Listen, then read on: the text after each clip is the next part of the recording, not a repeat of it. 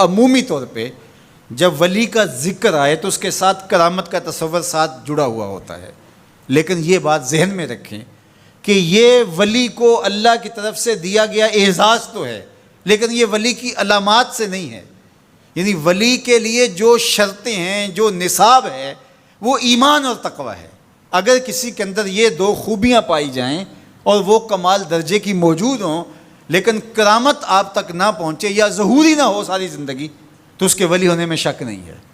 اور ایک شخص کے اندر آپ کرامت دیکھیں لیکن یہ دو خوبیاں نہ پائی جائیں تو اس کو ہم کرامت ہی قرار نہیں دے سکتے، وہ استدراج ہوگا۔ ہر وہ خرق عادت امر جو بغیر کسی شخص سے ظاہر ہو اور ہو خرق عادت، ما فوق الفطرت چیز ہو، تو اس کو قدرت الہیہ کہیں گے۔ اور اگر وہ نبی کے ہاتھوں سے اعلان نبوت سے پہلے صادر ہو جائے تو اسے ارہاس کہا جاتا ہے، اعلان نبوت کے بعد ظاہر ہو تو اسے معجزہ کہا جاتا ہے، اور وہی چیز کسی ولی کے ہاتھ سے ظاہر ہو تو اسے کرامت کہا جاتا ہے، اور اگر کسی عام بندہ مومن کے ہاتھوں سے ظہور پذیر ہو تو اسے معونت کہا جاتا ہے، اور اگر وہی کام کسی کافر سے یا کسی فاسق و فاجر کے ہاتھوں سے ظاہر ہو تو اسے استدراج کہا جاتا ہے، جس طرح دجال کے ہاتھوں سے قرب قیامت میں ہوگا کہ وہ مارے گا بھی اور زندہ بھی کرے گا۔ اب استدراج میں اور کرامت میں فرق کرنا یہ عام آدمی کے بس کا روگ ہی نہیں ہے، وہ کیسے کرے گا؟ تو اس کے لیے سادہ کلیہ یہ ہے کہ ایمان اور تقوی کی شرط کے ساتھ اس چیز کو کرامت کہا جائے گا، اور اگر یہ دونوں شرطیں نہیں پائی جا رہی تو وہ پھر استدراج ہوگا۔ تو اس لیے ولی کو پہچاننے کے لیے کرامت معیار ہی نہیں ہوا، کرامت نصاب ہی نہیں ہوا، ولی کو پہچاننے کے لیے ایمان اور تقوی ہوا۔ اگر کرامت کو معیار بنا لیں گے تو پھر استدراج والے کو بھی ولی ماننا پڑے گا۔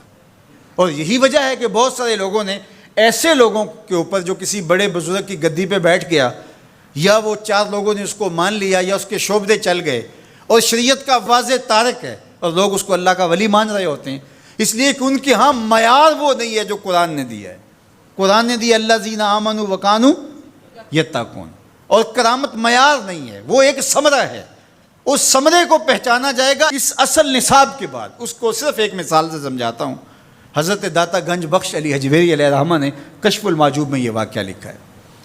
کہتے ہیں کہ شیخ علی الخواص ایک بہت بڑے بزرگ تھے، وہ سفر پہ جا رہے تھے اور صاحب حال تھے، با کمال تھے، واقعتاً اللہ کے ولی تھے۔ ایک شخص آیا اور ہانپتا کانپتا ان کے پاس آ کے رکا، کہا آپ شیخ علی الخواص ہیں؟ فرمایا ہاں۔ تو کہا کہ میں لمبا سفر کر کے آیا ہوں اور آپ کی صحبت میں کچھ دن گزارنا چاہتا ہوں، تو آپ مجھے اپنی صحبت کے شرف سے محروم نہ رکھیے۔ تو حضرت شیخ علی الخواص نے مراقبہ کیا اور اسے کہا کہ مجھے تیرے بدن سے کفر کی بو آ رہی ہے۔ اللہ والوں کو اللہ نے بصیرت کا نور دیا ہوتا ہے۔ اس نے کہا جی میں نصرانی ہوں اور دیار غرب سے آیا ہوں، آپ کی شہرت سنی تھی تو آپ کی صحبت میں کچھ وقت گزارنے کی آرزو ہے، مجھے محروم نہ رکھیے۔ شیخ کہتے ہیں میں نے ٹالنا چاہا، میں نے کہا کہ میری صحبت میں رہنا بڑا مشکل ہوگا، تکلیفیں سہنا پڑیں گی۔ اس نے کہا جی میں گوارا کروں گا۔ فرمایا ٹھیک ہے۔ کہا کہ میں چلتا گیا اور وہ بھی میرے ساتھ تھا۔ 8 دن گزر گئے، کبھی کھانا ملتا، کبھی 2 لقمے لے لیتے، کبھی پانی پی کے گزر اوقات ہوتی، کبھی گھاس کھا لیتے۔ ایک دن اس کا وجود کپ کپا رہا تھا بھوک کی شدت کی وجہ سے۔ اس نے مجھے کہا شیخ آپ اللہ کے بندے ہیں، میں نے عہد تو کیا تھا کہ کوئی آپ سے مطالبہ نہ کر پاؤں، لیکن اب میری سخت جواب دے گئی۔ تو آپ اللہ کے مقرب ہیں، تو اللہ کے اس قرب کی وجہ سے اس سے دعا کیجئے تو وہ میرے اور آپ کے کھانے کا انتظام کر دے۔ کہتے ہیں کہ میں اس کی حالت کو دیکھ کر کے سجدہ ریز ہو گیا اور اللہ کی بارگاہ میں نے یہ دعا کی مالک اس کافر کے سامنے رسوا نہ کرنا۔ کہا جب میں نے سر اٹھایا تو آسمان سے ایک طبق اترا جس کے اوپر 2 پیالے شربت کے تھے اور 2 روٹیاں تھیں۔ تو میں نے ایک پیالہ اور ایک روٹی اس کو دے دی اور ایک خود لے لی، اور پھر سفر شروع ہو گیا۔ 8 دن پھر گزر گئے، پھر ایک دن وہی حالت کہ اس کا بدن کپ کپانے لگا۔ تو میرے دل میں آیا کہ روز روز حالت ایک جیسی نہیں ہوتی، تو اس دن تو لاج رہ گئی تھی، تو کہیں آج یہ پھر نہ بول پڑے، تو قبل اس سے کہ یہ بولے میں نے بول کر کے کہا کہ تو بھی عیسائیوں کا بہت بڑا پیر پادری ہے، تو آج تیری باری ہے۔ تو کہتے ہیں جب میں نے اس کو کہا تو اس نے بھی سجدے میں سر رکھ دیا، اور میں دل ہی دل میں سوچا کہ اس کا سجدہ ریز ہونا کیا معنی رکھتا ہے جب ایمان ہی نہیں ہے۔ تھوڑی دیر کے بعد جب اس نے سر اٹھایا تو آسمان سے بھی طبق اترا، جس پر 4 پیالے شربت کے اور 4 روٹیاں تھیں۔ تو اس نے 2 روٹیاں اور 2 پیالے میری طرف بڑھائے، اور 2 پیالے اور 2 روٹیاں اپنی طرف کر لیں، اور کہا کہ کل یا شیخ کھائیے۔ میں نے کہا میں نہیں کھاؤں گا، اس لیے کہ کرامت ہو نہیں سکتی، اور استدراج کا کھانا جو ہے وہ میں کھا نہیں سکتا، چونکہ تم کافر ہو تو میں استدراج کا کھانا کھاؤں تو یہ نہیں ہو سکتا۔ تو اس نے کہا کل یا شیخ، شیخ کھائیے اور میری طرف سے 2 مبارکیں وصول کیجیے۔